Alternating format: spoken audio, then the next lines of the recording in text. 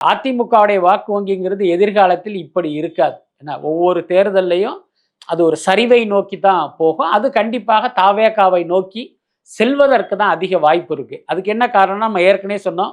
இந்த தேர்தலிலேயே இரட்டை இலைக்கு விழுந்த பெண்களுடைய வாக்குகள் பெருமளவில் வந்து விசில் சின்னத்துக்கு போயிருக்கு. அதுக்கப்புறம் அதிமுக தொண்டர்கள், நான் பல இன்டர்வியூல சொல்லியிருக்கேன், எம்ஜிஆர் ஜெயலலிதாவுடைய விசுவாசிகள் எடப்பாடி தலைமையை வந்து ரசிக்கல.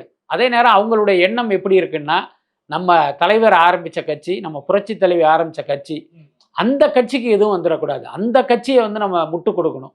அந்த கட்சியுடைய வெற்றிக்கு நம்ம காரணமா இருக்கணுங்கிற அடிப்படையில தான் வேறு வழி இல்லாமல் வந்து அவங்க அதிமுகவை ஆதரிச்சாங்க. அதிமுகவுக்கு வாக்களித்தார்கள்.